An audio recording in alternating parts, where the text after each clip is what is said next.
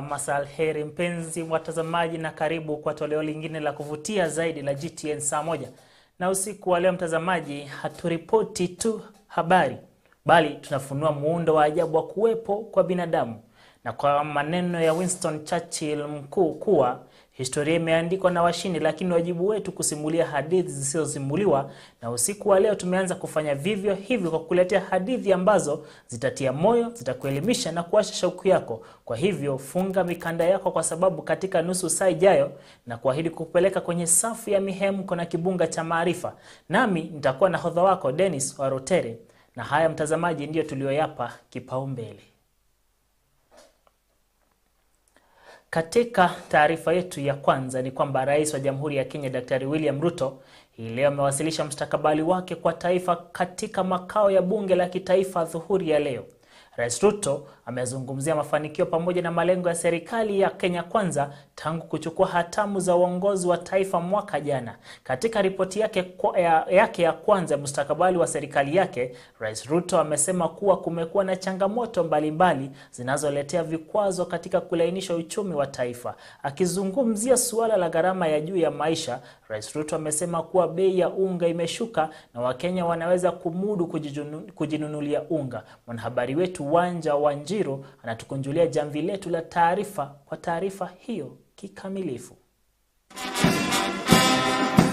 Katika mustakabali wake kwa taifa katika jengo kuu la taifa, Wakenya wengi walitega masikio yao kwa hotuba yake Rais William Ruto, haswa akiguzia masuala ya kupanda kwa gharama ya maisha.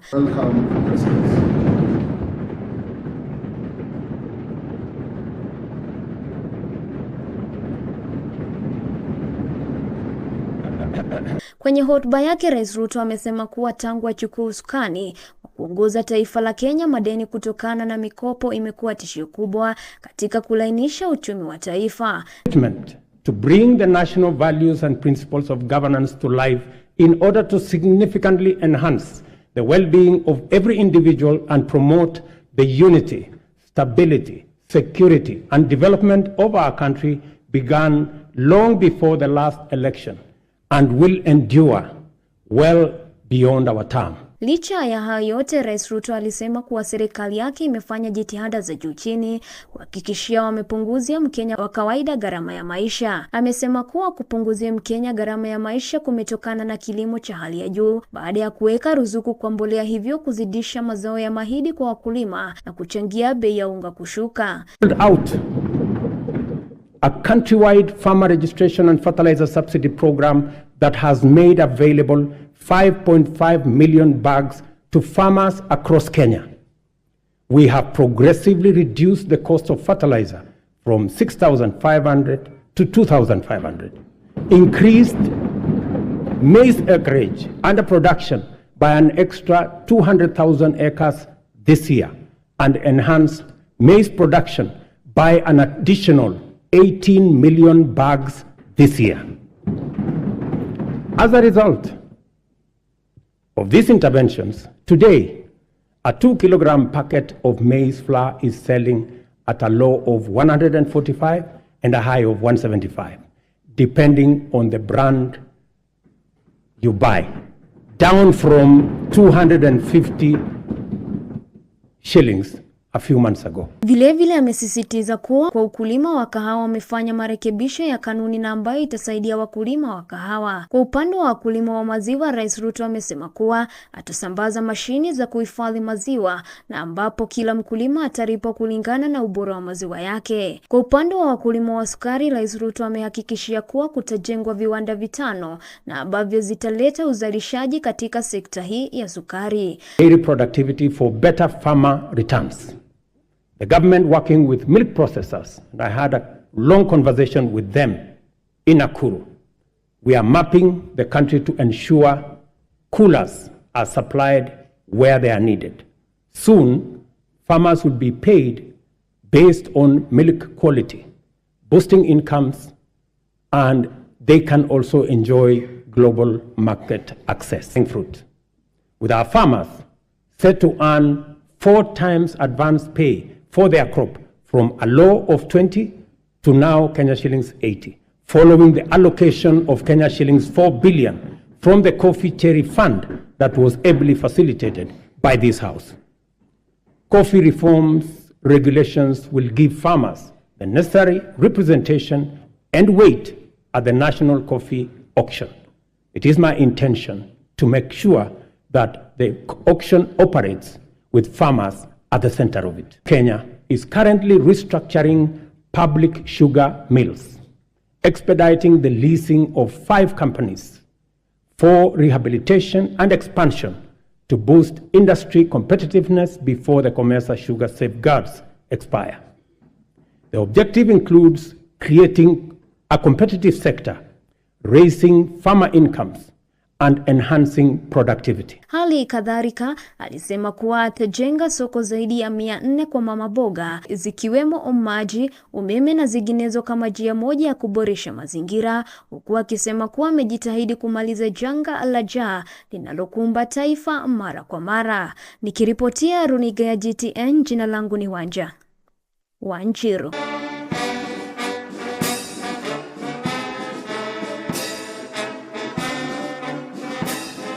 Na katika taarifa nyingine ni kwamba Rais William Ruto hii leo amewasilisha ujumbe wake wa mara ya kwanza kuhusu hali ilivyo ya taifa la Kenya tangu kuchukua hatamu za uongozi mnamo Septemba mwaka 2022. Katika tangazo lake, Rais ametaja kuwa kati ya mambo ambayo serikali yake imeweza kuwafikia ni pamoja na kupunguza bei ya unga kutoka shilingi 250 hadi shilingi 145 na shilingi 170 kwa kiwango cha juu. Saida Shege ametuandalia taarifa hiyo kwa kina. This distinguished assembly of the democratically elected representatives of the people of Kenya to discharge my constitutional function. Rais William Ruto hii leo katika kikao cha pamoja na wabunge wa bunge la kitaifa na lile la seneti amewasilisha ujumbe wake wa mara ya kwanza kuhusu hali halisi ya taifa tangu alipochukua uongozi mwezi Septemba mwaka jana. The occasion requires me to give an account to the people of Kenya, the measures taken by their government under my leadership. Katika uongozi wake, Rais William Ruto huwapa wananchi ahadi ambazo hii leo katika ujumbe wake Rais alitaja kati yaliyoafikiwa katika utawala wake, ikiwa ni pamoja na kupunguza bei ya unga kutoka shilingi 250 hadi shilingi 145 na shilingi 170 katika kiwango cha juu. I am committed to put the shame of hunger behind us once and for all. We rolled out a countrywide farmer registration and fertilizer subsidy program that has made available 5.5 million bags to farmers across Kenya.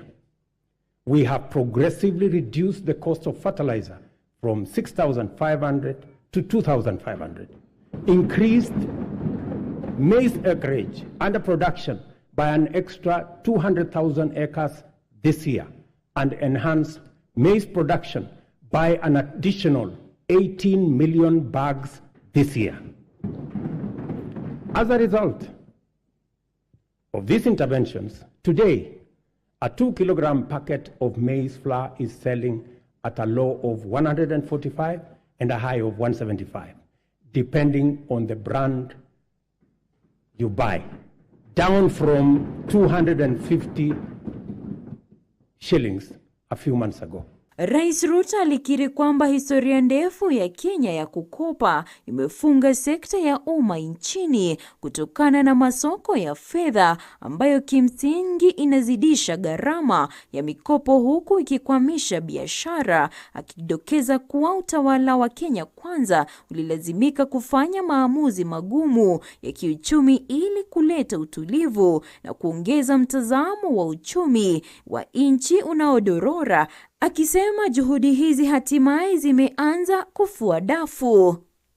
Vilevile alitaja mbinu za kuwafadhili wananchi, ikiwemo ni ile ya mikopo ya Hustler Fund ambayo amesema kwamba kwa sana imewasaidia wananchi wa hedhi zote katika kujikwaa kimaisha. Our public borrowing had long crowded our productive sector from the financial markets, raising the cost of credit and slowing down trade, and commerce, especially the micro, small, and medium enterprises, including Mama Mboga. Consequently, many enterprises and entrepreneurs were referred for blacklisting by the credit reference bureaus, where 7 million borrowers were listed by last year. We committed to provide affordable and accessible credit and restore small business owners to good standing with credit rating agencies. A deliberate, targeted strategic financial inclusion fund, the Hustler Fund, providing affordable credit and mobilizing savings for individuals and small businesses. Aidha, alitaja shughuli za ujenzi wa nyumba za bei nafuu ambazo bado zinaendelea katika pande mbalimbali nchini, akitaja kuwa zimesaidia sana haswa katika upatikanaji wa nafasi za kazi miongoni mwa vijana wasanifu wa mijengo, mafundi kati ya wengine katika sekta ya ujenzi wanaonufaika na mipango hii. The Affordable Housing Program has received tremendous support from county governments across Kenya. And I want to thank governors, and I know the chair of the Council of Governors is here, through her, all governors who have worked with us to make sure that this program becomes a reality. The construction of 46,792 units in various parts of Kenya is already underway, while another 40,000 are ready to commence in a couple of weeks. 50,000 Kenyans are working. People who were previously unemployed, they are now engaged directly and indirectly in this enterprise. And the numbers will significantly increase as the projects move into the next phase and as we roll out many more units. Ujumbe huu wa hali halisi ya taifa ambao rais aliwasilisha katika bunge la kitaifa ni la kwanza tangu Rais Ruto kuchukua usukani tangu mwaka jana. La mwisho kuwasilishwa liliwasilishwa na Rais mstaafu Uhuru Kenyatta wakati wa uongozi wake tarehe 30 mwezi Novemba mwaka 2021. Naida Shege, GTN, Pamoja.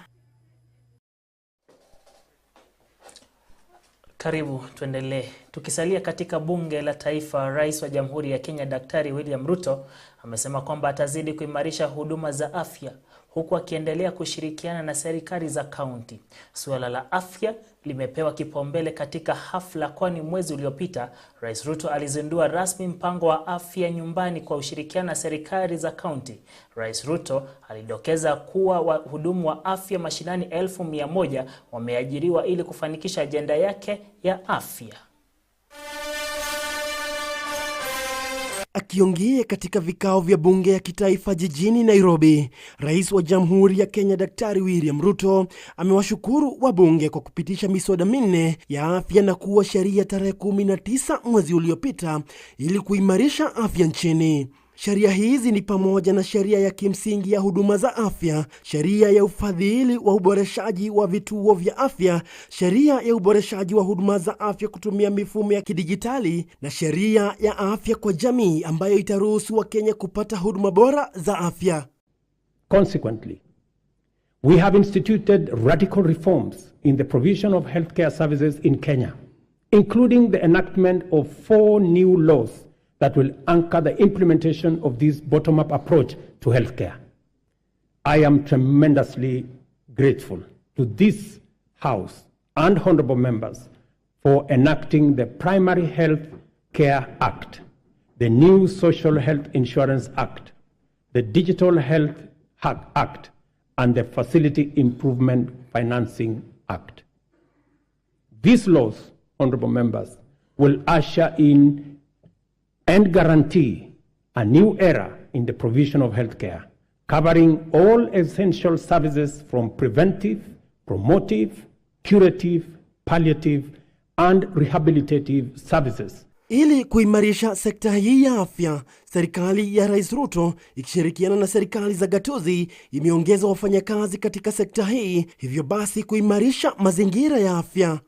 We have scaled up our investment in healthcare workforce, employing 20,000 new healthcare workers, deploying 8,429 workers whose contracts had lapsed, and enrolling 3,394 interns across the country to increase the availability of human capital in our public health sector. Working with county governments, and I'm again grateful to them, we have taken measures to resolve the perennial challenge of human resource management in the health sector, occasioning strikes, by establishing the Kenya Health Human Resource Advisory Council. Vile serikali kwa ushirikiano wa serikali za gatuzi zimeimarisha huduma za afya kwa kuajiri takriban wahudumu wa afya mashinani 100,000 na kuwatwika vifaa vinavyoweza kupima magonjwa mbalimbali bila yao kufika hospitalini. Suala la afya nyumbani lilikuwa kauli mbiu katika sherehe za mashujaa mwezi uliopita. Community health promotion is our bottom-up intervention to deliver preventive and promotive health solutions at the grassroots by deploying community health promoters to visit Kenyans at their homes, provide basic diagnosis for common conditions, and refer cases to appropriate medical facilities. Together with all the 47 counties, and again I am grateful to the governors, we have deployed 100,000 community health promoters fully equipped with the necessary kits and an electronic community health information system.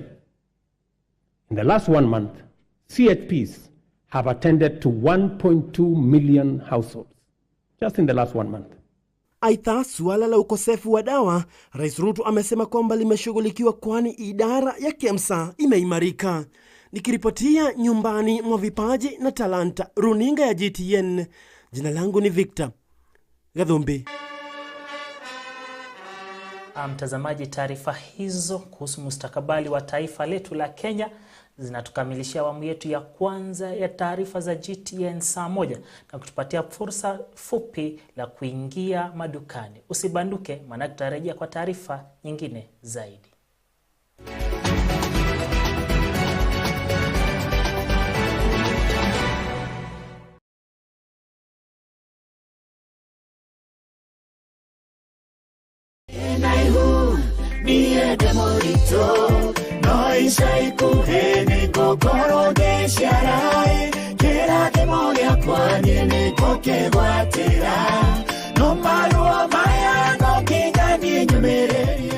Kwigwatira rwimbo rũrũ ndĩ na ihũrwa Chris Mwangi, tasikiza tuni ya thimũ yaku hinya *837*2459# wigwatira rwimbo rũrũ, tasikiza tuni yaku.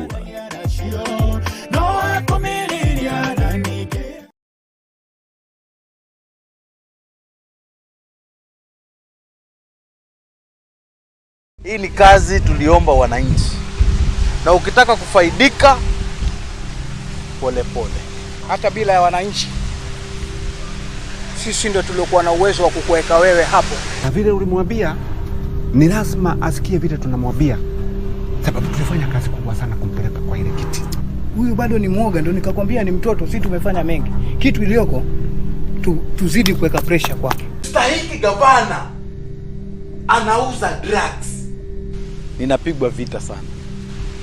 Kuna mahali umebakisha kukua na kupata experience. Shame on you. Ni jukumu langu mimi kuandika na kuanika. Either iwe ni zuri, ni baya, ni jukumu langu. Shit. Hii tenda nilikuwa nataka umpe mjombangu.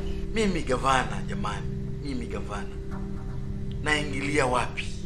Kama hatuelewi, yeye ni kitu kidogo sana kwetu. Yote hii inatupatia nafasi ama fursa ya sisi kuweza kuandika story nzuri kuhusiana na Governor Richard. We are going to create a scandal. Why is it that Dad is so against me doing political stories? The kind of stories that you want to do. Nimeona watu wengi wamepotea. Hata huyu mtoto wako tutadiru na yeye kama vile unaweza diru na mtoto wa mwingine. Jaribu kunipa muda tu, niangalie vile mimi nitafanya. Nimekupatia 24 hours. Isivyo hivyo usinilaumu.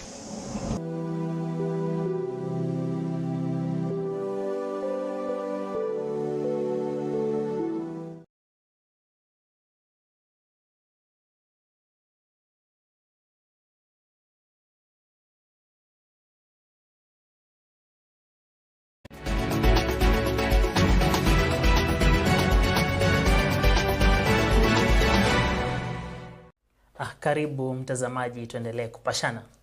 Kutumwa kwa maafisa wa polisi 1000 wa Kenya kwa operesheni ya kulinda amani inayoungwa mkono na Umoja wa Mataifa nchini Haiti kutagharimu shilingi bilioni 36.5 za Kenya. Kiasi hiki cha bajeti kitatosheleza gharama za mafunzo, msaada wa kiutawala, silaha, risasi na vifaa vya kuzuia ghasia pamoja na usafiri. Waziri wa mambo ya ndani Kithure Kindiki leo hii alifika mbele ya kikao cha pamoja cha bunge la kitaifa na kamati ya seneti kuhusu usalama wa kitaifa na ile ya uhusiano wa kigeni.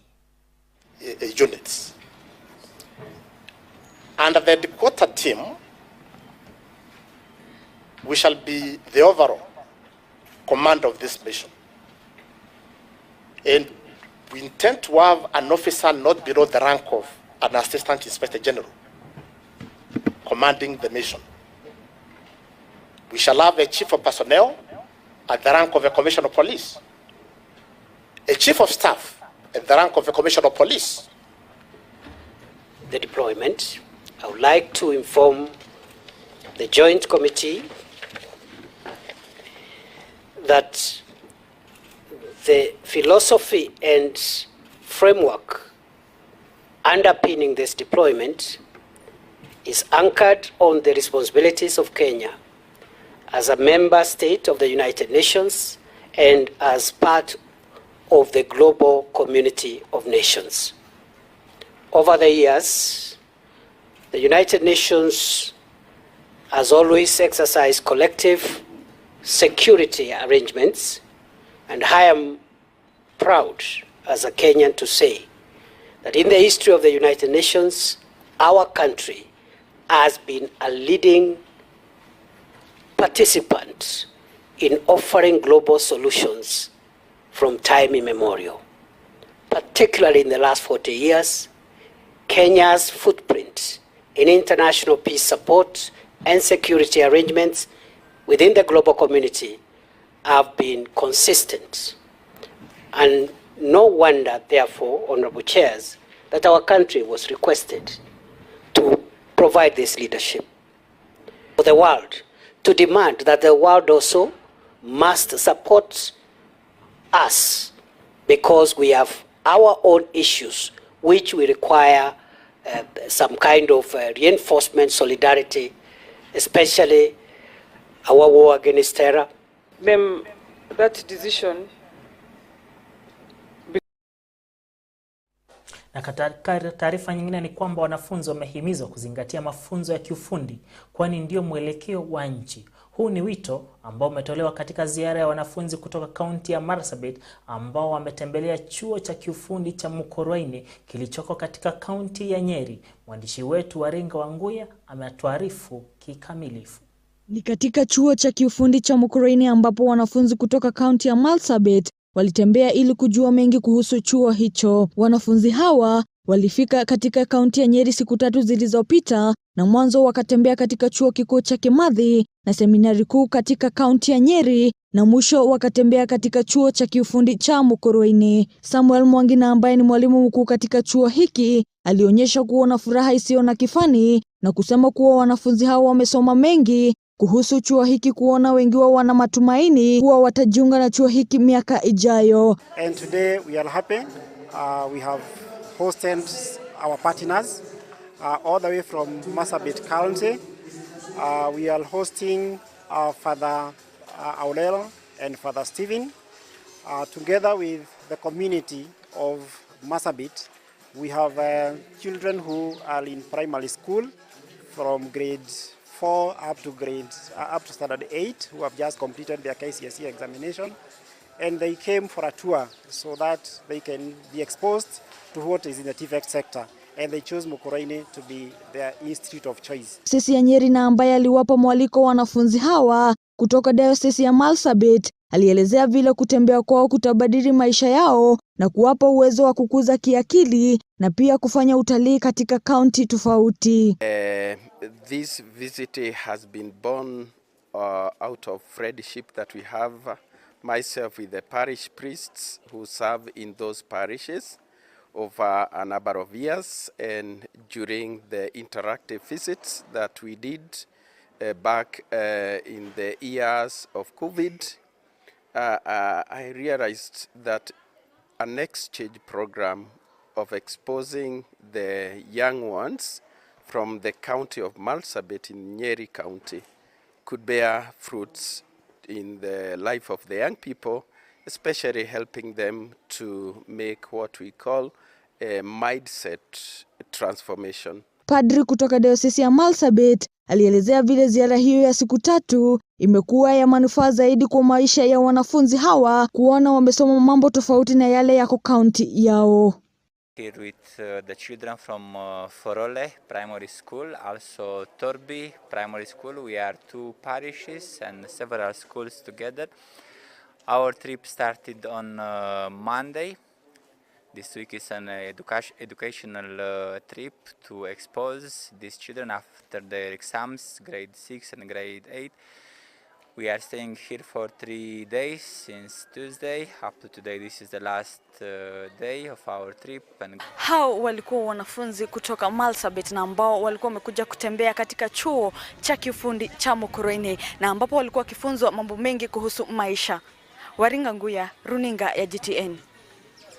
Na katika taarifa za sport ni kwamba dereva Karan Patel wa timu ya KCB ya mbio za magari anasaka taji la ubingwa wa Afrika huku akikabiliana mazingira magumu nchini Tanzania kwenye mkondo wa mwisho wa shindano hilo wikendi hii. Dereva huyo pamoja na msaidizi wake Tausif Khan kwa sasa wanaongoza msururu wa ubingwa wa Afrika kwa kiwango cha kuvutia kwa pointi 120, akifuatwa kwa karibu na Jas Magat wa Uganda mwenye pointi 111, kisha Yasin Nasser licha kukabiliwa na misukosuko katika msururu wa Zambia anasalia kuwa mpinzani mkubwa akiwa na pointi 93.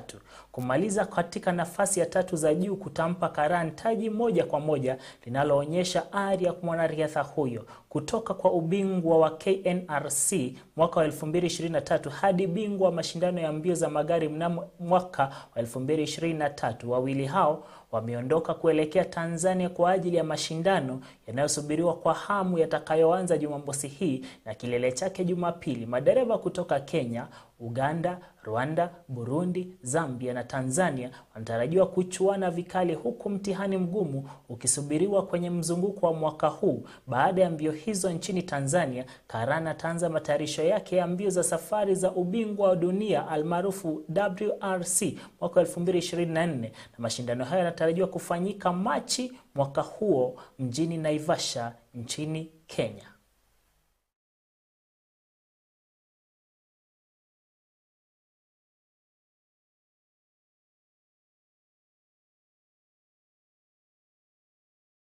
Kale and Jerry Newville.